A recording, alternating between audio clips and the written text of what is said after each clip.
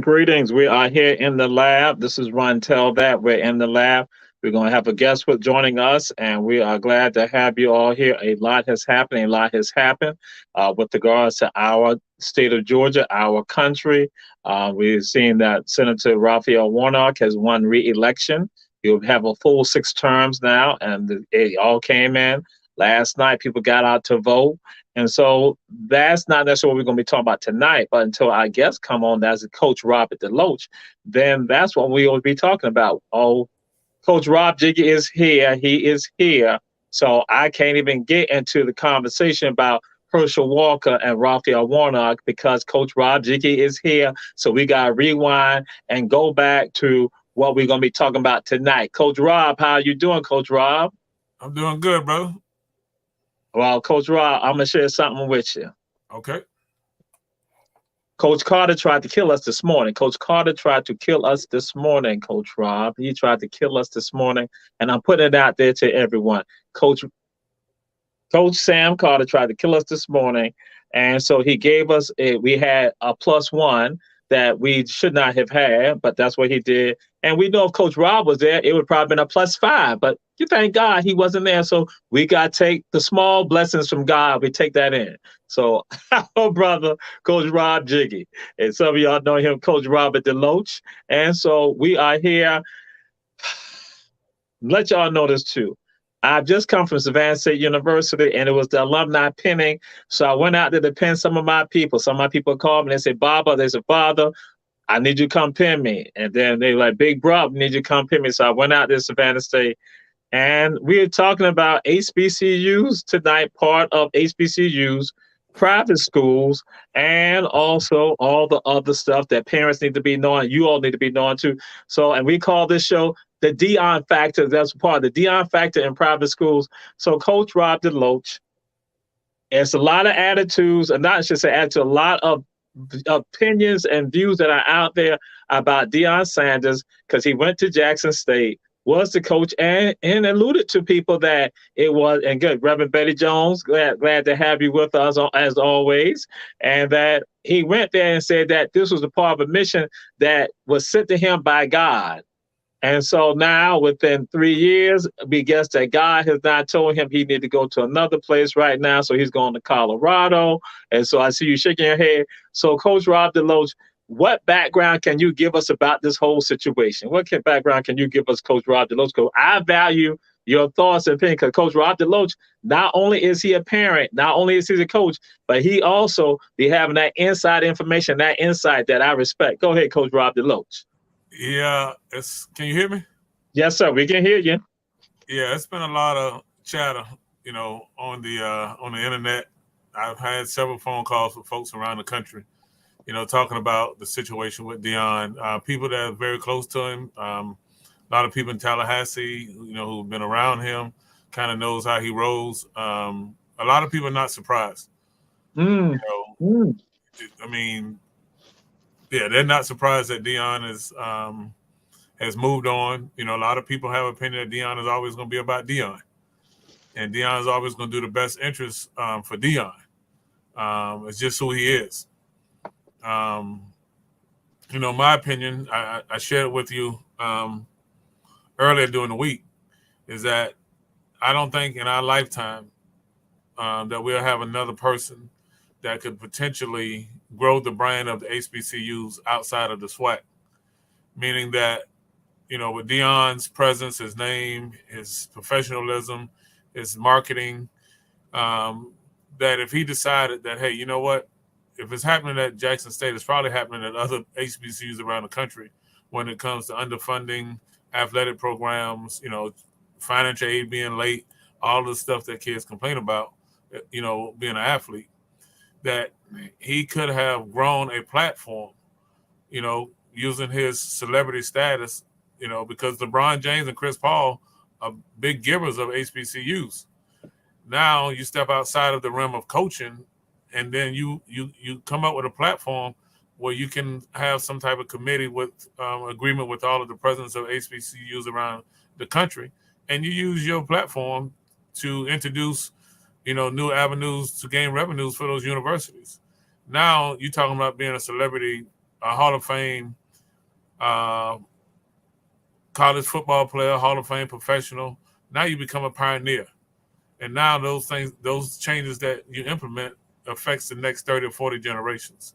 That was just my opinion. I can't tell, Deion what to do. I guess he thought it was, best for him and, the guys in his circle. But if you want, to do something to change to the HBCUs and the way that people view them, then you use your celebrity status to help grow the brand across the country. Yes, sir. And some people have said this, and again, to members of the audience, we say share, share, share. Again, pass the word on.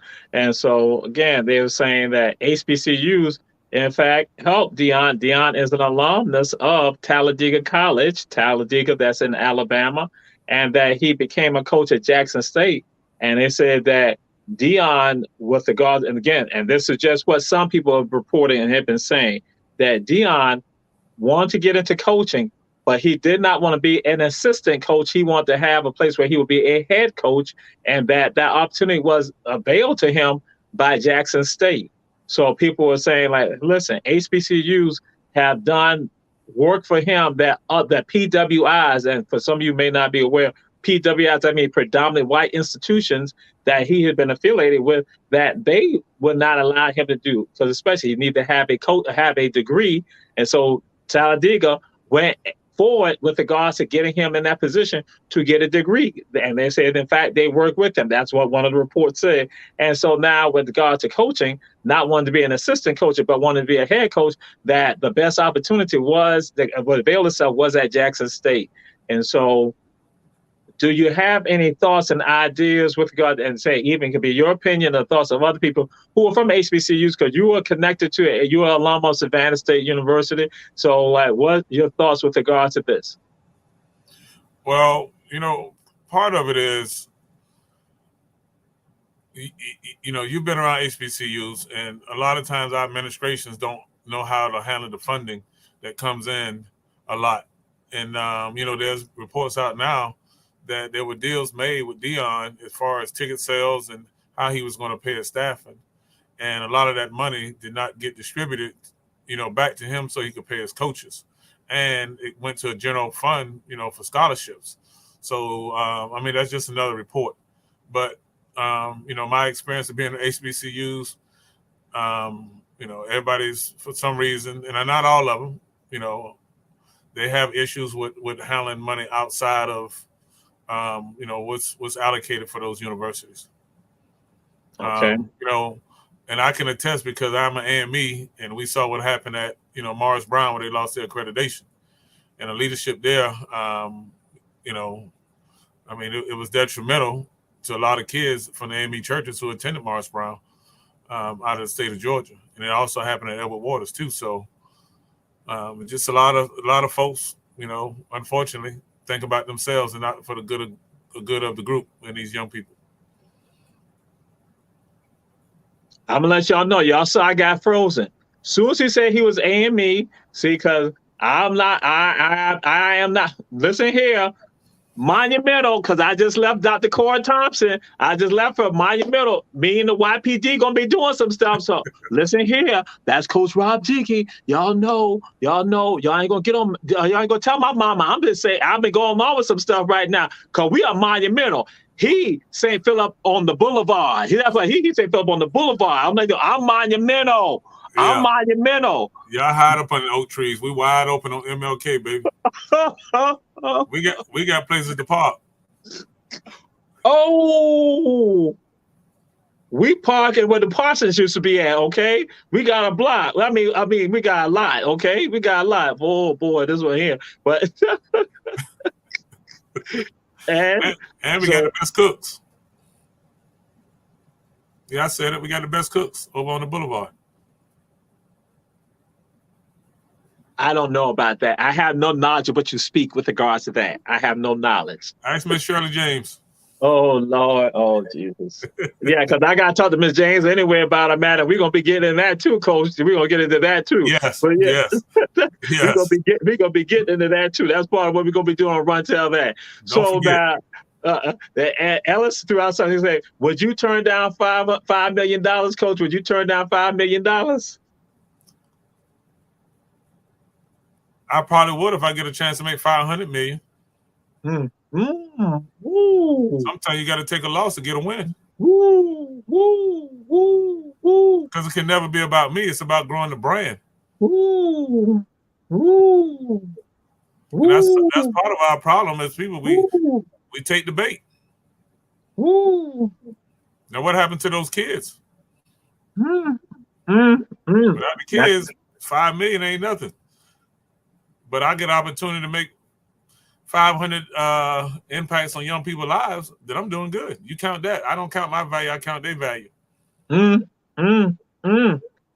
So now, just to share this with you all, that perspective, at least I'm going to say this, that perspective that's been shared by Coach Rob Deloach is not a perspective that's been put out there popularly. That's not something that you hear a lot of people talking about. People not putting it. That's why you're getting some insight. That was to Run Tell That. We always going to try to have the people giving some insight and some different views, different opinions with regard to some things for you to make you think about that. Say, hey, that's something that is absolutely real. And so we move on with regards to this. And when you talk about, say, how funds are handled at institutions. And so that has been one of the issues that people have talked about, even with regard to Savannah State. So yes, as I shared with y'all, I just left from Savannah State. I left from Savannah State for the alumni pinning. And so don't think Savannah State alum, don't be trying to come, especially AME Savannah State alum, don't be trying to come for me twofold. Don't be trying to come for me twofold. But that's what part has been alleged with regards to Shannon, that Shannon wanted monies to be donated to the institution, but he wanted to be earmarked for something specifically. But then it appeared that agreements could not be made with regards to that. And so it's like saying, hey, so Coach Deloach is saying this becomes an issue with regards to us, and that sometimes that even though we may have people at the institution who are mouthing what it should happen, but sometimes they got about some other people, that some other policies that say come into play that hit our schools, but don't hit other schools. And then people start looking at, say, a UGA and see that there's a UGA foundation that with regard to athletics. And so then they have more room to play with. So, but here go our schools, not, and I'm talking HBCUs and smaller schools not having that same play. So Coach Rob, what's your thoughts with regards to that? Well, we got to understand our environment. One thing is that at least here in Savannah, we don't promote the school like we should. We don't promote the athletics like that. That's probably the biggest, generational opportunity to create some funding is through athletics. I mean, if you go to the football game, most of the locals don't even know Savannah State play on Saturday. When the basketball game's on, nobody's talking about going to a Savannah State basketball game. They're more in tune to go to the high school game than to a college game. And that's marketing. The one thing you can say about Deion, everybody was at Jackson State every Saturday, every Friday, Saturday, and, recovering on Sunday. So, depending on the name, depending on, what they bring to the table, to me, it's just money on the table that we leave when we don't promote my HBCUs. Coach Carter and I always talk about, and you can translate to college. If you have a good college football team, you're probably going to have a good university. Just like high school. If you have a good high school program, it's an opportunity to have 85 leaders. Same thing with, good football program. You got an opportunity to have 100 leaders around the school. And it's just the influence of the sports and how we manage it and how we market it. Absolutely. And I was just to share this with y'all, and some of y'all who are from Savannah, Georgia, you all probably know some great Savannah State alums, and that is the Campbells. That's Lemuel Campbell and his wife. They are great Savannah State alums. And that's what we were having the conversation. And that's what about the support, what should be happening, that's internally, that what should be happening, and then externally. And as I was sharing and talking with Mr. Campbell, I shared something with him, and this goes along the line with Coach Deloach. I said that at one time, Savannah State was viewed as being, and with Savannah State, for some of you who are around the country, let y'all know, Savannah State is an HBCU. Good, we want to be clear about that. But what happened in Chatham County, Georgia, Chatham County, which Savannah is in, Savannah State was viewed as being the college. People will ask you, are you going to the college? Do you go to the college? And when they're talking about college, they're not talking about Georgia Southern or Armstrong or SCAD or South University. They were specifically talking about Savannah State. And so somebody go back in time, Drawn's College, they were talking about Savannah State. And that I said that we have gotten away from that, because now when it comes down to it, folks don't view that when they see the college. They don't even hear that. So it's not resonating. So right here, Coach Deloach, when you're going to say that, it took me back in time. I'm going to go back to the 1970s and the early 1980s. That, again, Savannah State is a monster in Division III basketball. That, again, Coach Russell Ellington, that and Jimmy Westland, that was on the males and females, the Tiger Reds, as they were called back then, and the Tigers. That, again, they had banners that Savannah State that were hanging up in the Wiley World College gymnasium, because Savannah State was a beast when it came to basketball. And that, again, so when you talk about that, Coach, about the locals are right there. And even with regards to football, even football was not as successful as basketball, they are right there.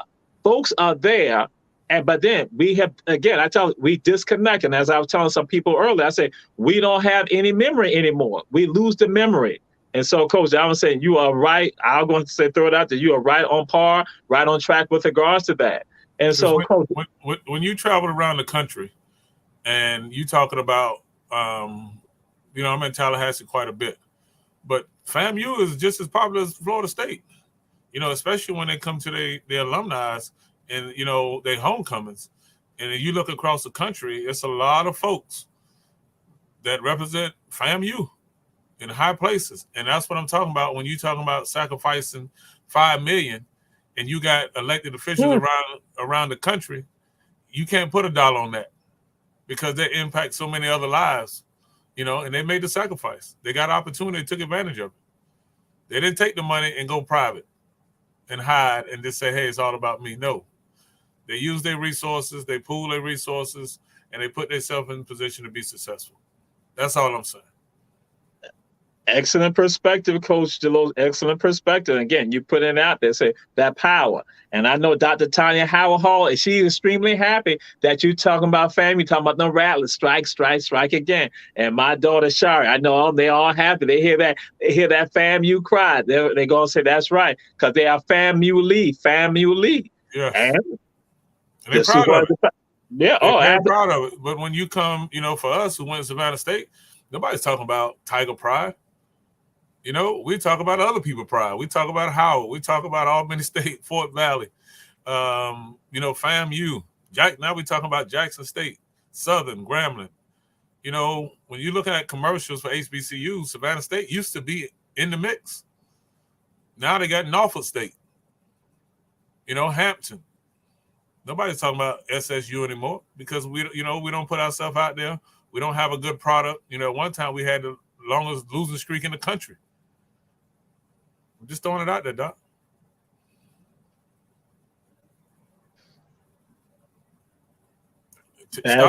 Stop me when I tell a lie.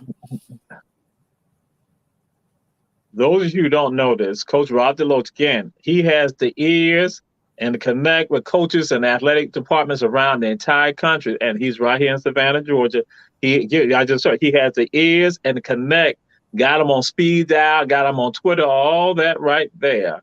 And what they tend to say, what they love about Coach Rob Deloach, what they respect about him, he just spit it out, give it to you straight with no chaser, and that's just how he is. It's just matter of fact. but he ain't had to go there right then about Savannah State and the losing streak. We ain't had to go through that trauma, Coach Deloach. You ain't had to traumatize someone because some of us remember that.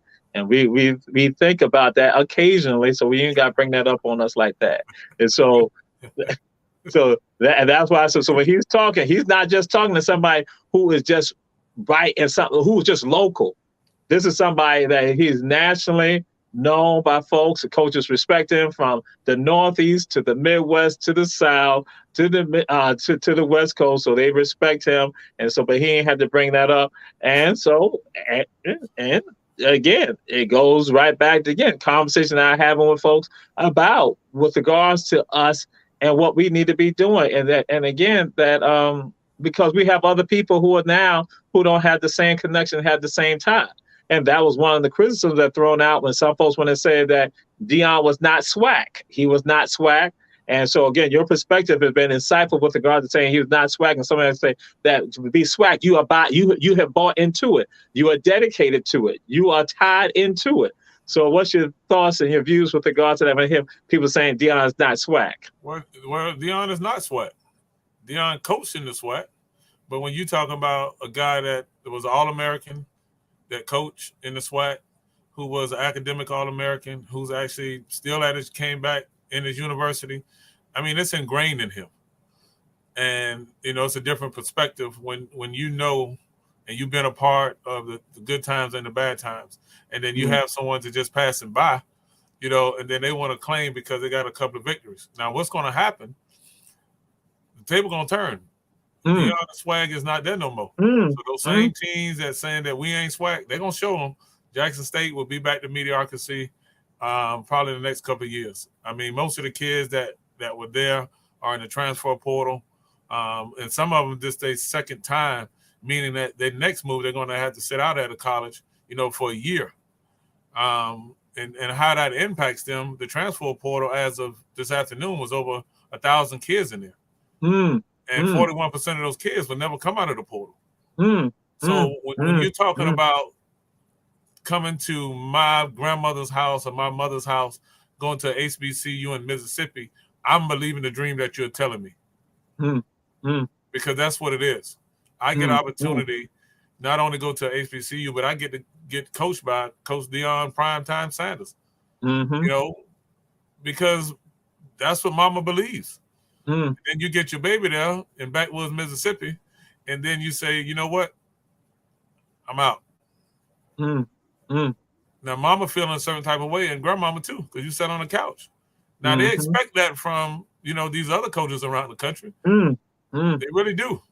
And most coaching staffs around the country got to have that brother that can go into that neighborhood and be able to talk to that mama and that grandmama. Yes. I've told you, Dr. Jamal, I've been on a recruiting trip with a kid that was the number one player, and he was from Charlotte, North Carolina. And this PWI coach, who's number 2 in the country right now, is coaching that team. The grandmama would not allow him in her house. He had to sit on the porch because she said it was just something about him that she didn't trust. But could Deion Sanders, if he came to her house, would she leave him on the porch? Probably not. Grandma probably gonna come in and smoke a cigarettes and do what she do while Deion sit in the house. So just it's a different perspective, especially when you're talking about our kids.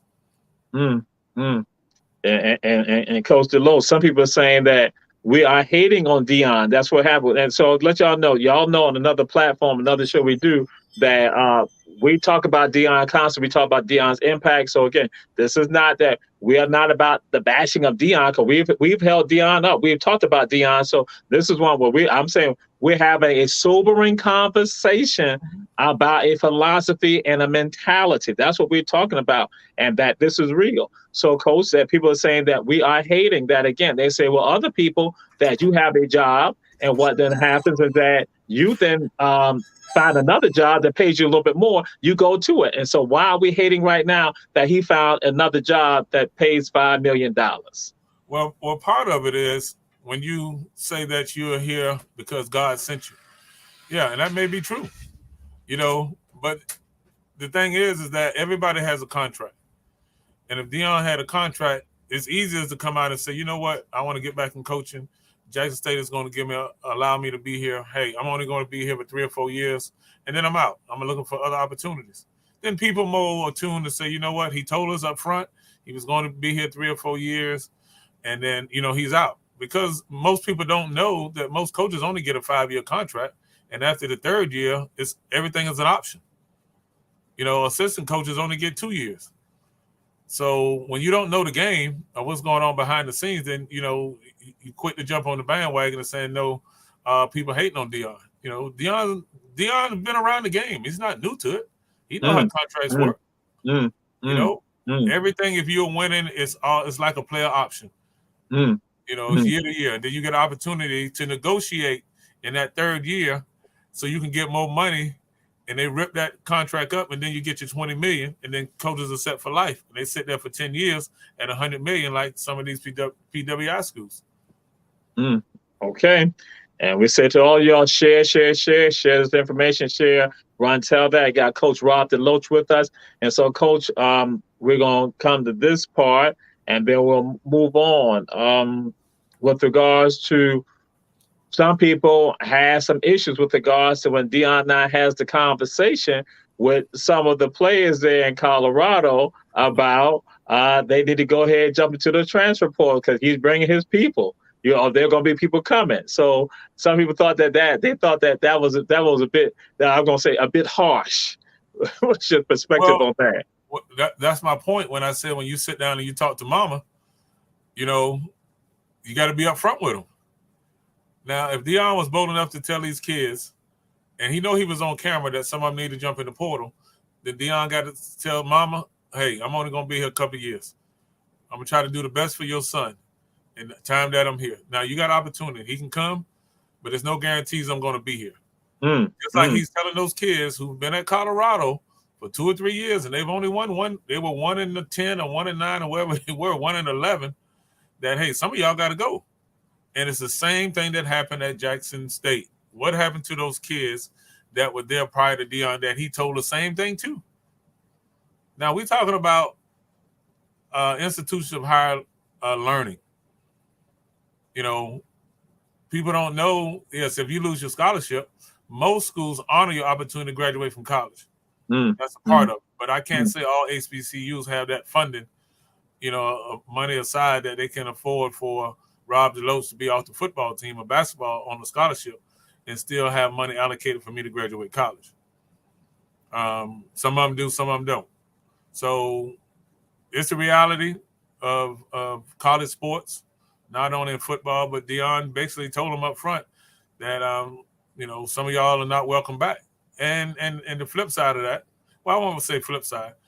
Now that football season's over for some of these schools, coaches are having exit meetings with certain kids.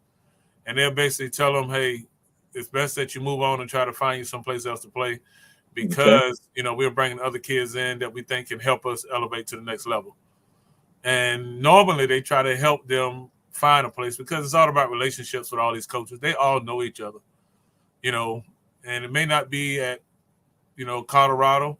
And Deion may make a call to another school and say, hey, because he's bringing on guys from colleges, from around the country that are leaving programs that they say, hey, this kid probably can help us. So it's all about networking and relationships, for the coaches and things like that. They all millionaires.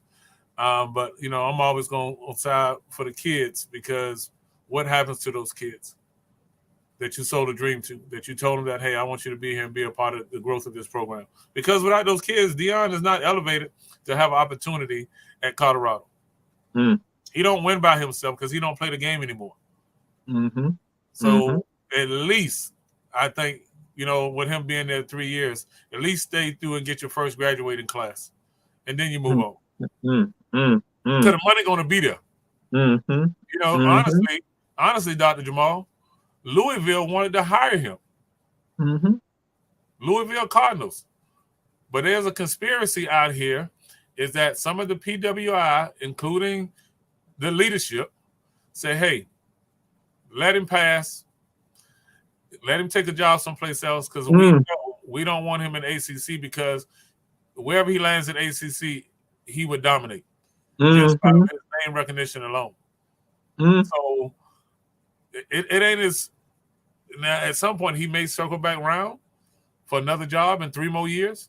Because if he go out in Colorado and win, guess what? He'll be back on the East Coast. He might be coaching. I won't say the school in Tallahassee because I don't ever think he'll ever be able to return back there because of the relationship. You know, he never graduated from there. So, I mean, it's a lot of stuff, you know, that goes on behind the scene that people just jump to conclusion because it's hot news and it's Deion. But Deion is strategically playing this process. Trust me. He's had this job before it was announced. He had this job before Thanksgiving. This Coach Rob Deloach, Coach Rob Jiggy, who's from St. Philip on the Boulevard. Number 15, get the address right. What's the address again? 715. Lord. Monumental, but again, that's just another story we'll have for another day. And now let y'all understand this, Coach Rob Deloach. You are a parent, but also a coach. And you have some insight with regards to because you have 3 athletes that is in your family from Ohio State to BCU to FSU. So again, OSU, BCU, FSU, and let y'all know, you may not realize, ignore what he says, but Jalen Deloach went to Jenkins before he went to Berkman, but okay, go on. So, Coach Deloach, when you talk about this, you're not talking about just from somebody from the outside, you're talking from the inside. And what's your perspective and insight that you can give? Because we're going to start getting into these young people who are in high school, but I want people to understand, this man we got on here, this ain't no novice right here. As I say, a coach, but he's also a parent of Division I athletes. I should say the co-parent, because it just ain't him. It's also his wife. Just to let y'all know, it's his wife also. And he be going all across the country, but he don't never let me go. But I'm leave that. That's another story. Another day. I'll leave that alone. Go ahead, Coach. Well, Doc, you know, in my journey, I've been able to, you know, just build relationships. And when you can pick up the phone and call coaches just to get their insight on, you know, perspective, what are they actually looking for in a kid? And, you know, Coach and I come back and we try to give parents the honest opinion because the game is changing. You know, now they're saying that basically a high school kid around the country, it's going to be hard for them to get a college scholarship. Because, unfortunately, these kids that have been at universities for 2 years that haven't played, and then they go in the portal, they're going to take them because they have college experience and they have eligibility, you know, 2 to 3 years left. They've been in a weight room. They've been in classroom settings, and they basically let another university train these kids up. And they're not in the process of developing kids anymore. They want them to come in with some understanding of how college football works. If you look at basketball across the country, North Carolina, Florida State has only won 1 basketball game. Louisville is 0-8 because the transfer portal has allowed them to go get guys who have been in school 4 or 5 years. And now you take that Bryant University and then they go out and beat a Power 5 school in basketball. You know, basketball is even now. You know, now a high school kid, 18 years old, is the top player in Savannah. It's just not fair to them. There's no development. So, you know, the thing that kids have to understand and parents have to understand, there is a opportunity for your son or daughter around the United States of America. But we have to be realistic and understand the value that these coaches have to win. You know, that's how they feed their families. And they're not going to bring in a kid that they don't think can help them win. It's just that simple. So my advice to them, you know, we always talk about it, is 77 academic scholarships to 1 athletic scholarship. If you can get your academics, it's going to, you know, everybody knows this, it's going to carry you further than the ball. So we just have to be honest with ourselves and our kids. So saying that they can be an athlete, but they need to make sure they're doing the work in the class, like they do the work on the field or on the court or on the diamond or on the On the track. track. They need to be able to do that in the classroom also. That needs to transfer over to the classroom. That same acumen they have with regards to when they're out there performing, that now they need to be able to perform in the classroom also. Doc, I'll just say this. I talked to a Miami Hurricane great earlier this week. Actually, it was last week. And I had some guys here in Savannah that felt like, South Florida kids, it's a lot of height with them. And so I called the guy. He's a Miami great. It's Melvin Bratton. He's won the national championship in Miami in 1987. Now he is a scout for the NFL and has been a scout for 4 different NFL teams. And now he's an agent. He's actually the agent for AR, Anthony Richardson, the quarterback from the University of Florida that's going in the draft. And I asked him, I said, what separates the South Florida kids from any other kid in the country? And his number one thing was most of those kids don't have a front porch or a back porch. Mm. And their mentality is that they're going to get this football and they're going to run with it, catch it, throw it from sun up to sun down, because that is their opportunity in their mind to change their environment for their mama and their siblings. Number one. And it's still true to this day. And he was in Miami in 1982 or 83 and graduated in 87. And here we are in 2022, and it's the same mentality for those kids in South Florida. Plus the number of high schools and schools in South Florida.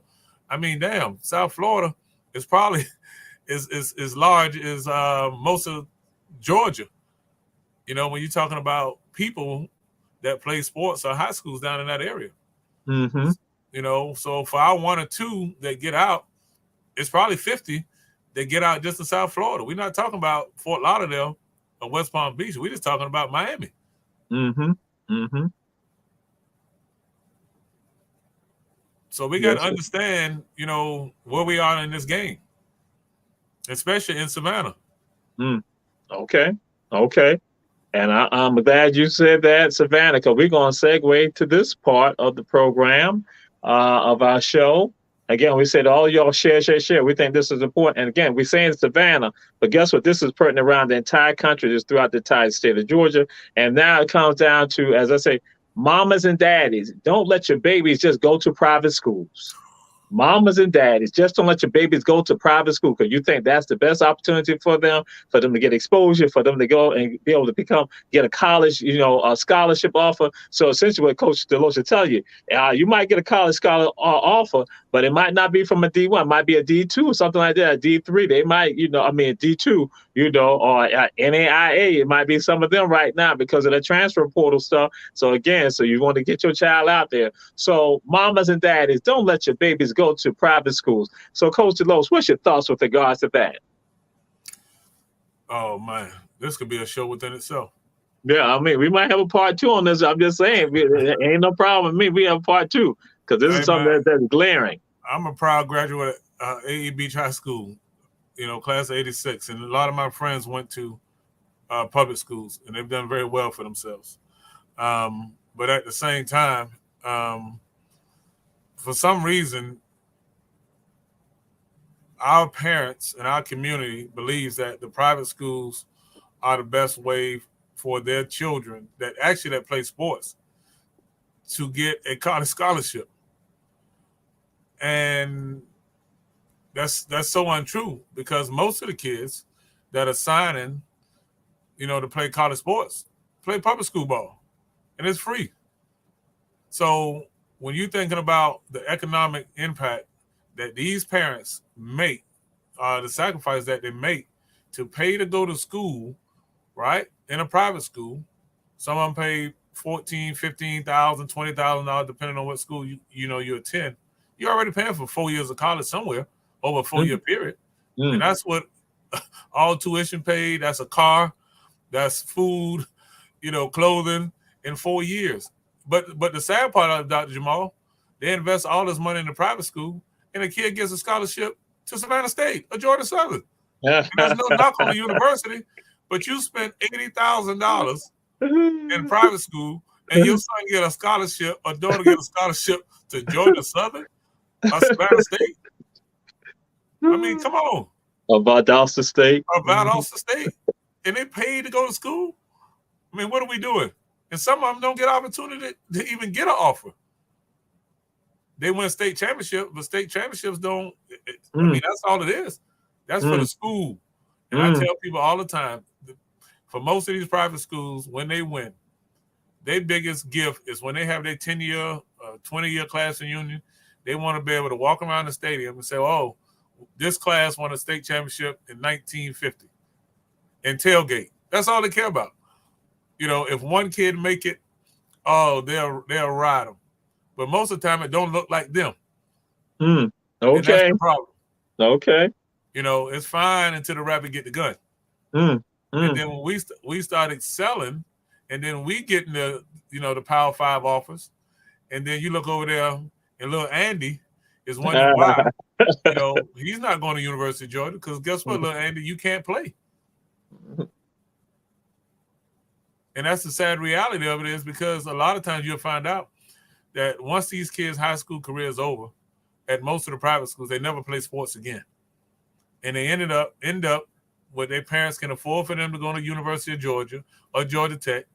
And then they say, oh, yeah, my son, daughter, yeah, UGA. Well, I thought they played football or basketball. Now they just going to school. But then you got Jimmy that y'all paid to come over here, and Jimmy running out on the field at UGA. You know, but in this climate, and the flip side of this, Dr. Jamal, for the private schools, to their defense, the public schools don't have nothing to offer them. Including your alma mater, that they built that multi-million-dollar facility that you can't even host a track meet or a football game at the university. I mean, on campus. And I just found this out because I was at a meeting last week where the track is illegal. What? Yes, the lanes are too small, are not wide enough. So the track is not even legal to hold a track meet at HVJ Jenkins High School on Durant, where it's better. It was designed by somebody from Beach and Savannah High. That's why I keep telling people. That football field was designed by Beach people and Savannah High people and Windsor Forest people. The leadership didn't have sense enough to ask people who know what it should look like. There's a coach at Savannah State who's been there over 30-something years, has been in the business. The easiest thing to do is pick up the phone and say, hey, give us the blueprint. All right. That's not what we do. That's not what they do. You know, their goal, their job is to be educators. They're not in the business of knowing what the measurements of a track lane should be. You know? And that's what we are. So you guys have a state-of-the-art facility that you can never use. And so you all just heard that, correct? And so now we say share. This is information. Most of us, I did not know that about the track field. But even when I saw the football field built, as I was traveling along Durant, and I said to myself, like, what the world? Why is the field like that? Why is the field going north and south? It should go east and west. Because I said to myself, like, they must be going to put up a huge net.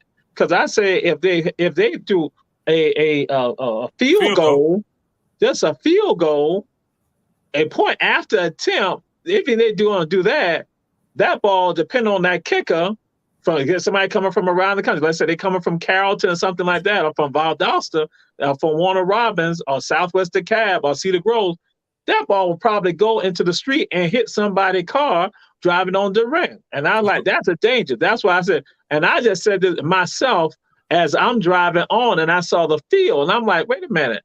So again, and as you said, somebody allowed this to happen, but they hold people accountable. I tell people, I say, you try to hold students accountable and other people accountable. That right there is a fiasco, and people are silent about it, not saying anything about it. So now you say about the track field. They don't know, Dr. Jamal.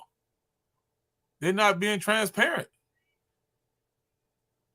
Because there's no one sitting on at the table that had any insight, you know, and they thought it was okay.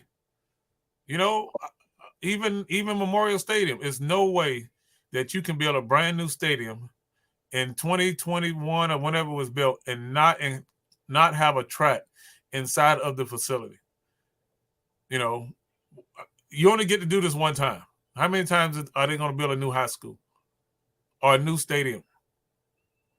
And this is sad. This is sad because again, the monies are spent, and you have the architects throwing the stuff out there, and pretty much nobody holds them accountable with regards to that. So everybody just rubber stamping and go on. And so now we look and we see this happening, and so we also now see that again, and I just throw it out there. Coach Deloach shared with you all again. We say share about what happens with regards to when people not at the table, not understanding when if they are at the table and not willing to go get advice from somebody else to get some guidance from someone else. That now we also are going to say that you see lives also impacted by this. You see the lives of young people impacted by some of the same type of thinking with regards to, again, when we look at, say, from the public to the private, because, again, we see how the public schools have not done what they need to do to shore up the sports athletic foundation here like it needs to be done. And then so now they go over to the private schools, and then the lives of young people are transformed also, and not always for the benefit of the other, for the best. Sometimes it's transformed in other ways that, again, because they do experience, I'm putting it out there, Coach Deloach didn't say this, but they experience racism, especially those who are African Americans. They are in the private schools, they experience racism and mistreatment that, again, but you have parents, Coach Deloach, who just go along with it, who roll with it, because they're looking at having the championships, the state titles, and the recognition, and the newspaper, and the television accolades being given to their son or their daughter. What happened when the lights go off? They sitting in the dark. Because they drank the Kool-Aid to think that it was, lighter was always better. And it's not the case. To me, unless they're going to a private college, then go to a private school. Because when you get to college, man, they don't care nothing about what you did in high school. The devices that we try to, I guess, keep our kids away from, normally when they leave the private schools, they wow, because they haven't had opportunity to experience anything. They're the ones that's leading the parties. They're going to have a party every night, But when you're in a regular environment, it's nothing new to you. And I get it. Parents think that, it's the best thing for them. And I've always said this. If you're going to get your schoolwork, you're going to get it regardless. And in this environment, and I tell the kids at the gym, how do you know if there's 1,000 kids in a college classroom as an athlete and they get quiet? I said, well, if you sit to the front, you don't worry about who's sitting behind you.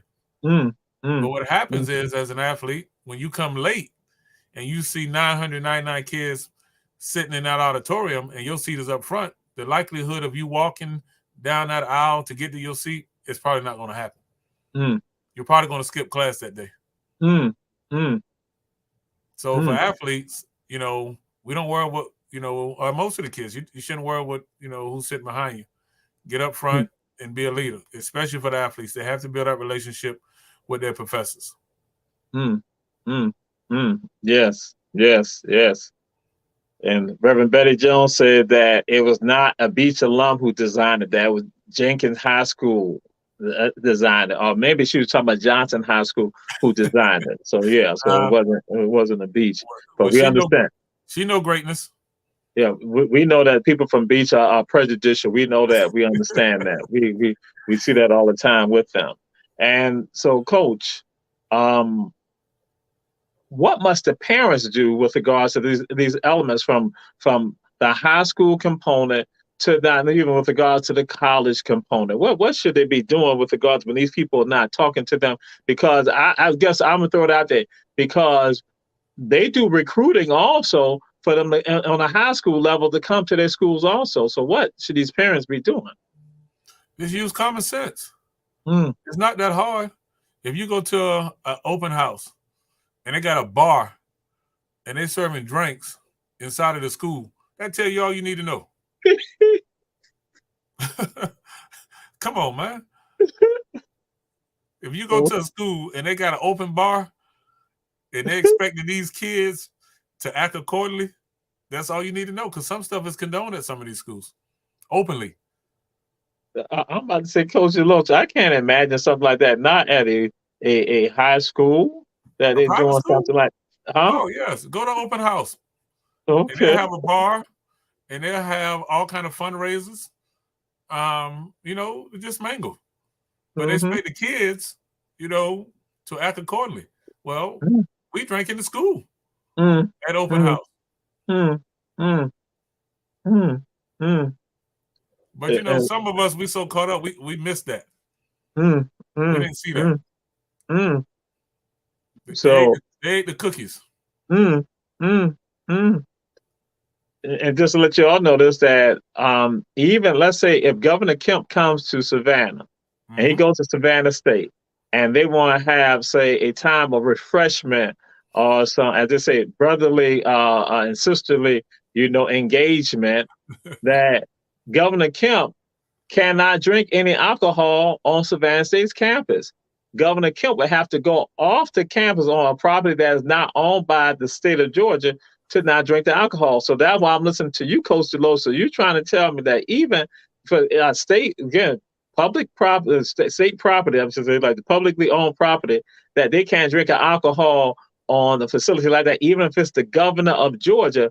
But then you trying to tell me I can go to an open house at a high school. Private. Yeah, and that's what I'm going to get there. Say at a high school, and they got alcohol right there, and that you can imbibe the alcohol. You can have your sisterly and brotherly, refreshments. Yes. I want all y'all to get that right there. That again, and so you go and see, and as you say, hey, this is what people are subjecting their children to. So then they get surprised when they now begin to have some issues with regards to, as I was throwing out there, because not that I came up with this, but this is what I heard from Coach Carter and Coach Deloach, that when Bumper is not able to play, that there's some issue when Bumper is at the end of the bench and Bumper cannot play. That's the truth. And then you wonder why your children are getting demerits and also getting called into office, and then are you getting text messages or calls to say that your son, your daughter is not being incorrigible, your son or your daughter is acting out, your son or your daughter is not, showing the values of this Christian institution, of this, powerful institution, private facility. Exactly. It's almost like, and it's just my opinion. Most of these schools, of the people that run them, they all are friends. They all in the same neighborhoods. They all run in the same circle. So if Rob's son is acting up in school, I don't get that call. But if Andy, who the teachers live across the street, they're going to get that call and say, hey, Andy didn't do an assignment. But guess what? I'm going to give him time tonight to, to send it in, and then we won't hold that against him. If you don't think that happens, you're fooling yourself. All right. Y'all hearing this, Coach Rob Deloach putting it out there, and that this is a part of the experience, because that's why I'm listening to you. And that if, for instance, if the kids are playing with, some of the young people are playing with devices that they see on TikTok and on other social media platforms, and that they not use those devices amongst themselves. But then when the African-American children now go and engage in the same thing, then it has an element of criminality. Yes. And then so your child is not called into question, saying basically trying to project them as being criminals. That they are a threat to other people, and that they can cause harm to other people, but nothing being done. But then here go parents subjecting themselves. Like I say, parents, don't send your babies to private schools. But then we go and do it, and this is going on. And I'm gonna throw up an incident, Coach Rob Deloach. You might remember this, and the person might be, and some of y'all might be shocked. Say, why is he going back in time? 'Cause I'm going back in time. I'm going back to the 1980s. I'm going back to Irvin Scott when he is at BC. And there's a controversy about Irvin Scott, what happened to Irvin Scott. And Irvin Scott then has to go over to Groves and play for Groves. And there was even issues about should he be able to play for Groves. So Coach Deloach, not to say I'm asking about any cases right now, but just in general, do we still see that occurring? Of course. Before Irvin, there was, another brother that ended up at Beach High School, for the same thing. And it's happening right now in 2022. Where kids, have been used for their talents. And then, when they have some outliers, then, hey, it didn't work out. We're sorry. And then they sweep it up under the rug. Some stuff get posted now that we have social media when it's a negative, but there's nothing, posted when, other things happen the other way. And we know it gets swept up under the rug, but parents still subject themselves to that. I can only speak from my experience. Yes, sir. Things that I've seen and parents that I've talked to. And Reverend Betty Jones said it happens and it is not just started happening. So it still continues. It still continues. And so this has been Run Tell That. And then we discussed the Deion factor, the private school factor, the public school basically allowing the private schools to not come and do this, because when the public schools do not take ownership and control like they need to with regards to the very plans. And when you threw about Memorial Stadium, so here go even the county government with regards to this.